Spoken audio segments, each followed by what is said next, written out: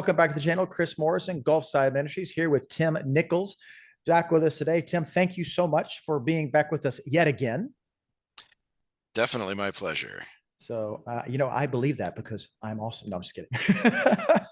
No, really. So this is really cool what we're doing here. Tim has very graciously agreed to a project we're going to start working on. We're kind of tentatively calling it the Gulfside Hebrews Project, where we're going to start working through a grace-based take on the book of Hebrews. Hebrews comes up often in, well, first of all, just theological conversations in general, and certainly when we're discussing Christianity from a for free grace based perspective. Is that kind of a fair way to put it, Tim?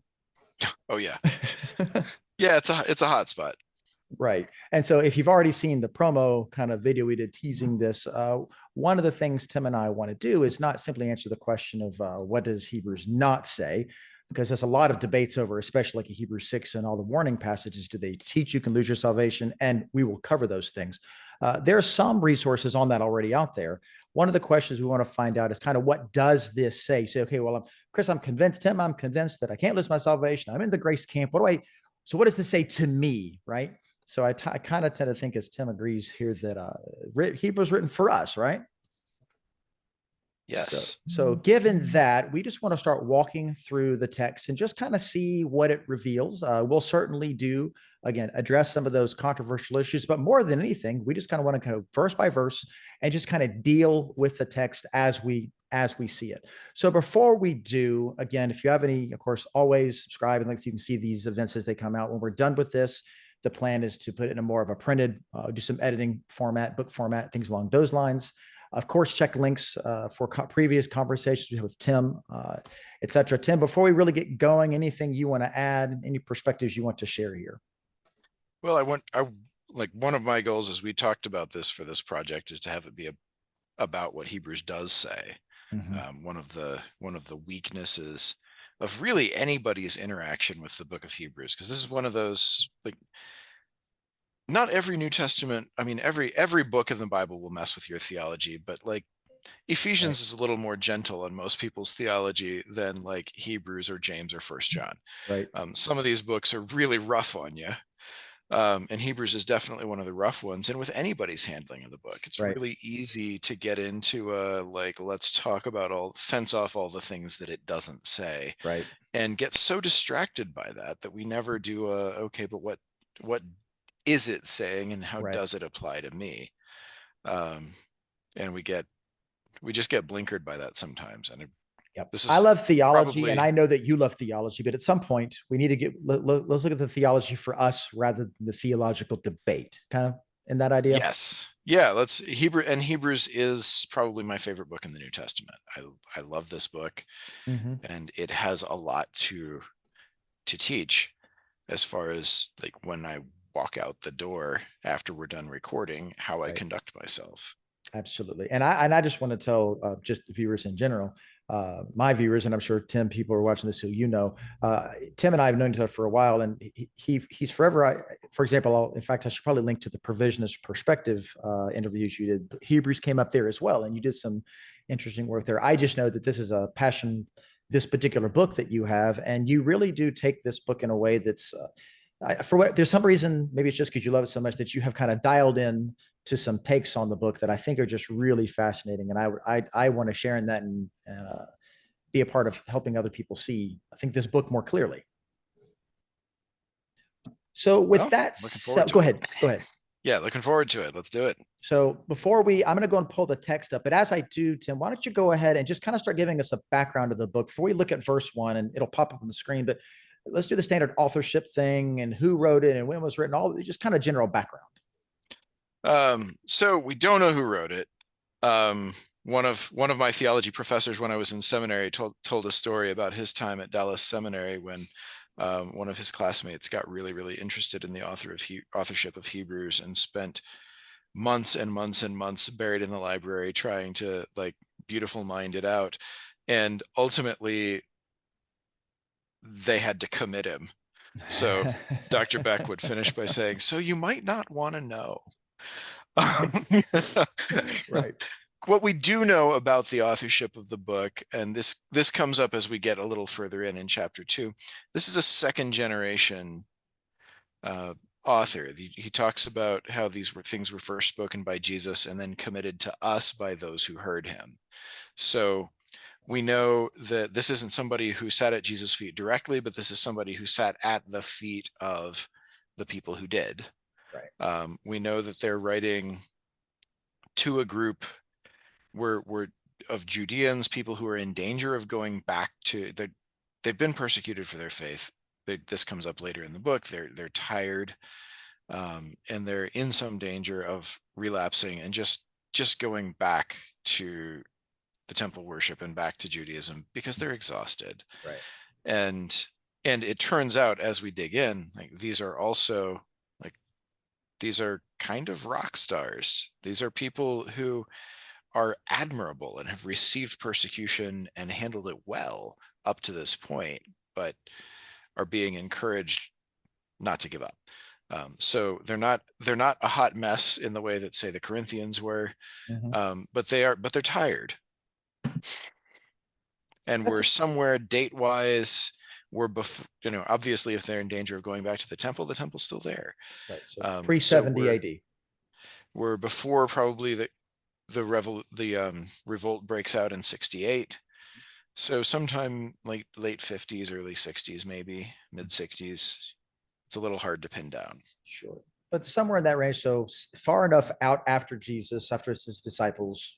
So you're probably not looking, 40s. So it makes sense. Somewhere in the 50s. So, but 50s, late 50s, early 60s, kind of in that range to a group of people who are Judean. They're Jewish Christians who have suffered some persecutions. So that's had to have time to happen too. They've handled it well. And I like the fact that you're suggesting they're just tired. They're getting worn out. And I think a lot of us maybe can relate to that. So that's Yeah, and just that's kind the of thing. life. Like we'll see that as we get in later in the book, and the author talks to them about their history and invokes their history as a means of encouraging them. Gotcha. And then the general purpose of the book again. So that it's sounds like then, and this is already an interesting topic. You're seeing largely the book is written for an encouragement basis as much as anything else. People hear and think of the 5 warning passages we'll talk about as this big scary book, and you're saying there's this encouragement piece to it. Yeah, I mean it is, and it is scary, and it's supposed to be. Um, and when you think about like we have the advantage of knowing what's about to happen. We have we know what happens in 68. We know that it fails and Mm-hmm. everything goes to hell in Jerusalem in 70. Um, and we know that, there's sort of the spooky music playing in the background as we're reading these warning passages, Mm-hmm. because we know if they go back to the temple worship at this point, they Right. get What's going to trapped happen in to them? Jerusalem, and we know what happens to them. Yeah. And that's an important historical context to pull back in mind when we get to those passages when we get there. So Yeah. again, just to set the stage right before we read chapter 1. So you walk into your church, whatever it looks like there in the 50s, around your fellow Jewish believers who have come to faith in they believe that Jesus is the Christ, their Messiah has come. They're being persecuted. They're tired. There's some people grumbling about maybe it would be easier just to go back to the temple. This is the kind of the conversation. You get this letter from whoever this person is, but they've learned directly from the apostles themselves, right? And then the letter begins. Is that kind of a good way to set the stage? Yep. All right. Well, then I'm just going to kind of turn it over to you and just again, my dear viewer, I'm off of eSword here. We're doing the WEB as we always do on this channel. If there's a translation issue, we can swap over and look at other ones. You can follow along in your Bible. Tim, I'm just going to follow you. You can start reading the text right there, and let's just get going with it. Hebrews 1 verse 1. Take it away, sir. All right. So God, having in the past spoken to the fathers through the prophets at many times and in various ways, has at the end of these days spoken to us by his Son, whom he appointed heir of all things, through whom also he made the worlds. His Son is the radiance of his glory, the very image of his substance, and upholding all things by the word of his power, who, when he had by himself purified us of our sins, sat down at the right hand of the majesty on high, having become so much better than the angels, as he has inherited a more excellent name than they have. So right off the bat, one of the things that jumps out here is there's an indirection. Like, he's about, given, And we've all seen the book before. We know where he's going with the warning passages, but he's not starting out with, look, you guys. Look, Right. He's not, you're in trouble now, as I've started my conversation with my kids a million times. Right. you're right. Yeah. And there's a case for doing that. And there are times when you, like, First Corinthians kind of starts that way. Mhm. It's like, I'm really grateful for you. Knock it off. Yeah, Galatians too, in some ways. Yeah. There are Galatians. Yeah. Um, he doesn't start that way. Mhm. He starts them with, I mean, it calls to mind like Stephen's speech in Acts. It calls to mind in some ways Paul's speech in Acts 17. Um, Peter's speech in Acts 2. Well, it's a very Jewish kind of, let's sit back and think about this. Mhm. We all know that God has spoken throughout our history, and at the end of days through Jesus, who is God himself. Mhm. And then you have this sort of, it seems like it kind of lands with a dull thud. It's a weird thing to say. He's become so much better than the angels as he's inherited a more excellent name than they have. I mean, well, duh. Right. Like, is there anybody sitting here thinking, if only we'd gotten an angel instead of Jesus? Right. It's kind of, um, yeah, you seen the, so God has this that he's speaking to us, and we have this radiance of this glory, and then all of a sudden, okay, yeah, so Jesus is better than angels. So that's it. That might seem to be an odd place to go with that. yeah, it's a weird, right? It's kind of a weird place to start. Mhm. And he's headed somewhere very specific. So part of what we want to do is we're looking at what's here for us is pay attention to his rhetorical strategy, because he has a whole set of lessons to teach about how to approach Right. encouraging someone and warning someone. Right. Um, Before we move on to some of so rhetorical strategy noted, I want to ask you just a couple of semi-technical issues. Some sure. people make a big deal of this, some people don't. So, for example, one of the things common is he has spoken to the fathers in sundry ways. Now he has spoken to us he has in these days spoken to us by his son. So there's this sense he spoke to in the past and he has spoken. Some people make a pretty significant emphasis on the fact that he has spoken, that there's this kind of finality of revelation. Is that overstated, or where would you kind of take that? Well, the problem with taking that as a, and therefore revelation is now over, Mm-hmm. is the fact that this book is being written. There you go. Um, Mm-hmm. and we have received it into the canon, and nobody wants to cut off the canon just before Hebrews is written. Right. So, I mean, you know, Right. let's not, Well, let's and don't that's be why I asked, hypocrites. because people, I hear people tell all the time, well, he spoke here, but he has spoken. There's this perfect tense, and therefore it's a completed. That doesn't have to mean that, does it?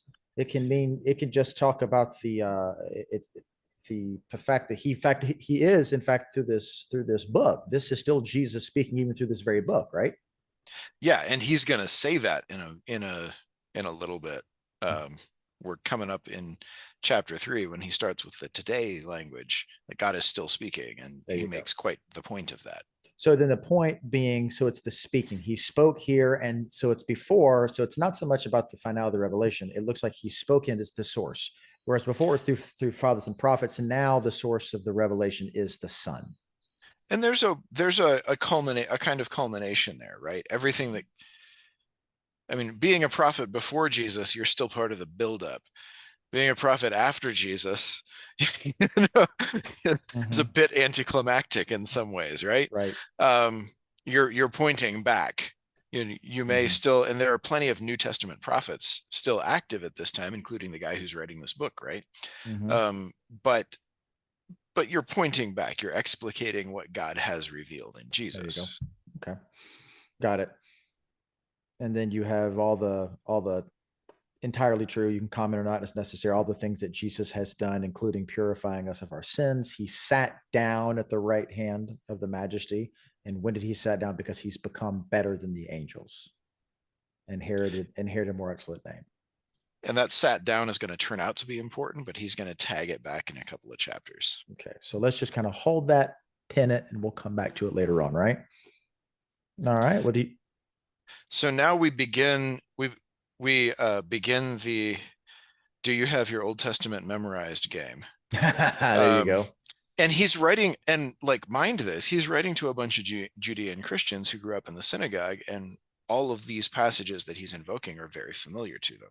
Mhm. They will know offhand the context and like that, and we don't, so we have a lot of work to do. There you go. Um, Well, let's get to it. so as he dives in here, for to which of the angels said he at any time, "You are my son, this day I have begotten you. And again, I will be to him a father, and he will be to me a son." He's quoting two different Old Testament passages here. The Mhm. first one is Psalm 2, Mhm. which is a very, very clear messianic psalm. Mhm. So he's establishing the sonship of the Messiah. Mhm. And then the second one, "I will be to him a father, and he will be to me a son," is 2 Samuel 7, which is where God is making David that promise to That's establish his house that's the forever. Davidic covenant, right? Yes. Mhm. So he's invoking both the messianic psalm in Mhm. Psalm 2, which has all the kiss the son stuff, right? Mhm. So why do the nations rage? All that. This is the same psalm that they sing in Acts, what is it, chapter 4, Mhm. after they're threatened by the leaders. He is invoking that psalm again. Mhm. And then invoking also, Jesus is the son of David. This is the promise that God made about Right. him. So you have the Psalm 2, which is the royal psalm. I've read before. This is the enthronement psalm. It's taken to be by some that way, that this is what they were singing when they were anointing the new king. So this is clearly a royal context. And then you have the Davidic covenant here being brought back in. And who is this king? This is the Davidic king. This is the promised Messiah of old. That's what you're getting at. Yes. Mhm. And with all of Psalm 2 is important because it's also a victory Mhm. psalm. He will break them with a rod of iron. That's part of Mhm. that. Like, when you get into Psalm 2, you're getting into, look at all of these people taking counsel together to thwart the Messiah, and it's just not going to happen. In the end, he's going to crush them. Mhm. And to people who are persecuted, that's really important. Yeah. Right. Gotcha. So again, if to a tired people, they're being called back to mind to this passage. Your king is victorious. This remember Psalm 2. Yes. Got it. And then as we go into verse 6, "And again, when he bringeth the first begotten into the world, he saith, Let all the angels of God worship him." This one's a little interesting. This is from Deuteronomy. Mhm. Um, it's Deuteronomy 32:43. And when you look that up in your English Bible, you're not going to see that phrase there. Because it's not in the Masoretic Hebrew text. It is in some of the Dead Sea Scrolls texts. It Hmm. is in the Septuagint, which is the Old Testament that most of your Greek speaking people are using Mhm. at at this point in history. And so Mhm. he's quoting something that's in there in the Bible as they're using it, um, speaking to the angels worshiping the Son. Mhm. Back in Deuteronomy 32. Huh. I've never looked at that Septuagint context. That'd be interesting. And then he immediately rolls into a comparison, right? So which of the angels, when did he say any of this to the angels? But he has the angels worship him. And about the angels, he says, Mhm. who makes his angels spirit, his messengers spirits, his ministers flames of fire. Mhm. And so we're drawing there on Psalm 104. Psalm 104 is one of my favorite Mhm. Psalms. It's just a meditation on the goodness of God. It is worth going back with all of these, just blanket recommendation. Go back and read the context, get the context in your head because the original readers would have had it. Mhm. Um, and then come back up and With that context in with that mind. context in mind and read what he's telling you, Mhm. because that's how you get your head around the case that he's making here. So if you were to kind of bottom line it so far, what the context is building what in verses 5, 6, and 7 so far?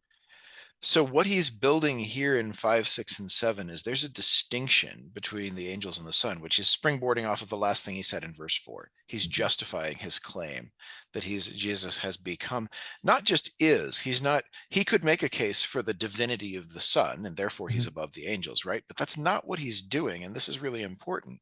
He has become better than the angels. That's really neat. That's important because Mhm. he's going to turn around and challenge the readers to become better than the angels, to follow in Mm. Jesus' footsteps. And what he's going to do is invoke Jesus, Jesus' life and sacrifice, Jesus' humanity, and our need to follow in what he's done. Mhm. So he's invoking Jesus, like the man Jesus became better than the angels. Mhm. Not he was always God. Of course he's better. What's Right.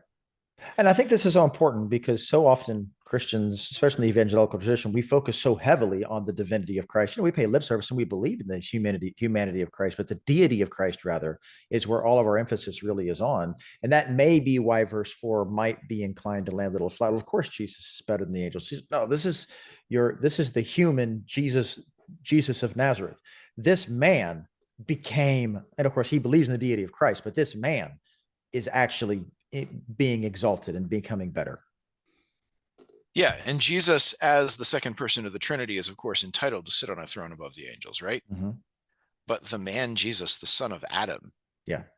had to earn the ascension, Right. had to earn Right. the right to return. That once he was incarnate, he had to earn the right Right. to return as a man and sit on Right. that throne. And Mm-hmm. so we have like today I have begotten you, Mm-hmm. not just Right. Infinitely there's a in the eternity past. yes, there's all of the arguments about eternal sonship and whatever aside, like what the thing Psalm 2 is talking about Mm-hmm. happens at a point in history. Right. Right. Now that makes a lot of sense. I can sign that contract, as Dr. Guthrie likes to say. So now he's going to come back around. We've contrasted Christ with the angels. The angels are servants, but Christ is a son. He's going to cash that out big time later. Um, and Christ has ascended to this role. Mm-hmm. And then he piles in verse 8 again. But of the Son, he says, your throne, O God, is forever and ever. The scepter of righteousness is the scepter of your kingdom. You have loved righteousness and hated iniquity. Therefore, God, your God, has anointed you rather with the oil of gladness above your fellows. This one is huge. Mm-hmm. There's a couple of real gems here. Mm-hmm. So we're quoting Psalm 45, which is a wedding psalm. Um, but the thing that I particularly love here has anointed you with the oil of gladness above your fellows, your companions, your metakoi is the Greek word, your partakers. So if he is anointed above his partakers, then the partakers are also anointed. He is anointed more. Right. Has yeah So above your. Oh, okay, gotcha. yes, so Yeah. Yeah. if we become partakers, Mm-hmm. we like this applies to us. We are also anointed. Yeah. That makes a lot of sense. And then So. he's going to roll immediately into Psalm 102. Mm-hmm. You, Lord, in the beginning laid the foundation of the earth. And see, now this is interesting because we've gone from today I have begotten you. Now we are back into the deity stuff. Which is hinted at here in 8 and 9. It says, "Your throne, O God," is telling of the Is Son. So forever and ever. Yeah. he is calling the throne, "O God, your God." So this is great. Your God. So therefore, God, your God has anointed you in the presence of your fellow. So there's this uh, So yeah, you have both of them deity playing back and interplaying right forth. here. And then we're going full on, and you, Lord, in the beginning laid the foundation. So you really have both aspects of Christ, his full humanity, full deity, right here on display, using Old Testament quotations, no less. Yeah, isn't that beautiful? Who says Old Testament theology is boring? I mean, can you imagine if you like demonstrate the deity of Christ and only use the Old Testament. Go. Just read Hebrews 1 and just Yeah. copy his references. Whoever our author is, like, he is equal to the task. He's got Boy, it. howdy. Very good. You, Or Lord, she. I guess this is a Priscilla discussion.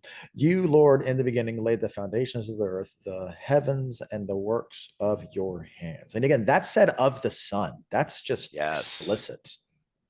Yes, they all perish, but you remain. They all become old like a garment, and like a vesture you will fold them up, and they will be changed, but you are the same, and your years will not fail.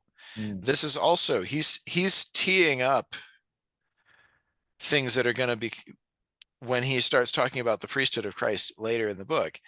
This is really important. He Right. remains the same. That's central to the argument that he's going to make about the priesthood. And so this is important to your rhetorical strategy. He's not merely appealing to Jesus as God. He is appealing to Jesus as God because God made everything, and yet everything will perish except God himself is not going, he always stays the same. And so it's not merely asserting the deity of Christ, it's asserting that Jesus is faithful, that he is always going to be the same yesterday, today, tomorrow, etc. That kind of language. And his eternality means that he can serve in a way that no other priest can, which is where he's going with it. And he's teeing that up already. I'm a big believer, just kind of as an aside, on that theology is a beautiful thing, but that theology has spiritual and ethical. I say ethical on purpose, spiritual and ethical implications. So the idea that God never changes, Jesus never changes, that means he's always going to be able to do the work that he does, always. And that's whereas a frail human is neither imperfect nor we're vapor. We're gonna fail long before we fade away. We're gonna fail. You're saying that's no. Jesus is he's perfect, and this work, this so far kingly work that he's going to do, it's just. And I'm assuming there's priestly work to come, right? It's perfect. Yep. It's never ending. Yep. This would be my teaser. Is chapter 8 begins by saying the main point is Christ's priestly work. And we most commentaries do not take that passage seriously. Mm. He tells you what the main point of the book is. I don't believe him. So I do, but before we, yeah. So before then, so staying with the emphasis here, but the Yeah, emphasis yeah. does seem to be so far, if unless I'm misreading it, I am picking up an emphasis on his royal duties here because we do have of course, the Yeah, Psalm the 2 way Psalm back 2, here. the We Davidic we had the covenant. Davidic covenant, your throne, oh God. This is very royal. As we're getting started here, what do you make of the fact that this seems to be very much exalting Christ as king in some sense? Is that overstated or is that? Yes. No. That's exactly right. And verse 13 is like kind of brings that to culmination. But to which of the angels has he said at any time, sit at my right hand until I make your enemies the footstool of your feet? Which goes back to This that is conquering idea and back in Psalm yes. 2 again. This is Psalm 110, Mm-hmm. and Psalm 2, Psalm 2 and Psalm 110 are a brace of really, really good conquering psalms. Yeah. This is there's we're filling the ditches with bodies and breaking them with a rod of iron, and your enemies will be made your footstool. All of that. Mm-hmm. And again, we are writing to people who are persecuted.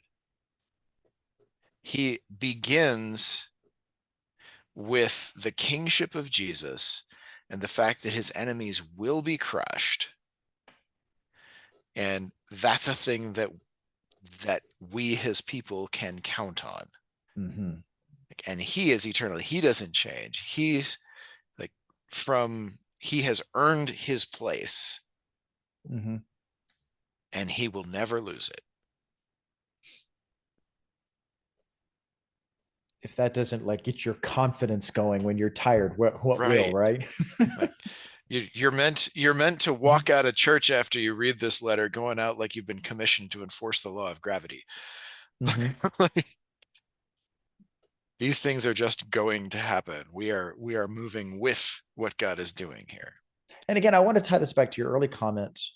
My own thoughts as I'm going through this is you could do this by focusing on the deity as deity, but the fact that he's focusing on the authority of the king as man seems relevant. Can you speak to that a little bit? Well, he's going to speak to that as we get further into the book. There's a work that Jesus does that we are called into. Mm-hmm. So he's not going to leave this as this is Jesus is better than Wonder Bread, so don't run away from Jesus. Mm-hmm. Um, that's certainly true as far as it goes, but that's not actually the case that he's making. Well, The and that's case, important that you say because that's the way I've often, I think people in good intentions, that's kind of the taste that's left, to use the bread analogy. It's kind of the taste that's left in my mouth is that don't leave Jesus because he's so much better than what you're going back to. Okay, true, but that doesn't seem to be what he's getting at here, or yeah, at least true, not but that's primarily. that's only a piece of what he is, of the point that he is going to make. That's the presupposition. You can't have the rest without that, certainly. Mhm. But we're going up from there, because the fact that we are who we are, the fact that his partakers are also anointed, is like that's going to become important. We Right. we we are his people. He is our forerunner. We have a certain calling because this is true of him. Certain things are true of us. We have a certain calling. We have duties into which we are called and from which we dare not desert. Excellent. And again, and that you can see this is going somewhere because granted, this is an angel passage, but he's talking about Jesus, sit him right hand. There's your loyalty until I make your enemies the footstool. So there's something that's going to happen yet future still that these Christians and perhaps we need to know as well. There is a future promised for them and for us. Well, and we need to count on that. We need to Mhm. not be afraid of the enemies of God. Like they will not win in the end. And that doesn't mean, I mean, we're laying siege to the gates of Hades, and when you're laying siege to anything, what happens to the first three guys up the ladder? Sure. They usually don't make the party afterwards. Right. Right. And Mhm. that's okay, but we go up it's okay to be the first guy up the ladder because we're gonna win. Mhm. And so he tagging in Psalm 110. He's bookending this discourse about Jesus and his superiority to the angels, and then he tags out with the angels again. Aren't they all serving spirits sent out to do service for the sake of those who will inherit salvation? So we're not just, and again, this is for us. When you're thinking about you know a you know a beleaguered Christian, be confident that your Lord is going to win, and be confident that all those angels we just talked about, like their sole purpose here is not to stand around and let Jesus look good by comparison. They're out working for us, on behalf of us. Yeah, not even for Jesus, it's for us, for Yes. those who will inherit salvation. And that word inherit was used earlier. I haven't checked the Greek, but that word inherit that was used somewhere in here. I thought I saw it. Yes. Well, it Yeah, here we go. shows up in verse Inherited, 4. verse 4. He has inherited a more excellent name than the angels have. And would it be a stretch if Jesus is inheriting this name and his fellows are medicoi, they're partakers? My assumption is they're partakers in that name or something like it. We're believing in Jesus's name. Right now, we're out of the text. We're in John 1 there. But then we get to inherit salvation. There seems to be a connection there. Yeah. Um, But I'm at this point, I'm kind of stringing text together, which is not the safest Bible study method. It's just kind of popped into my mind. it's it's kleronomeo in both places. Yeah, we in and that's he has inherited something, right? And we set that up early, and the whole jag about the angels was justifying that claim in verse 4. And then we tag back in with we inherit, Gotcha. with somebody inherits salvation. How about that? Very good. We inherit it because we're his followers and he earned it. Yeah. And he hasn't quite, this is So worth noting, somebody's going to complain about this, so we might as well say it. He hasn't quite said that yet.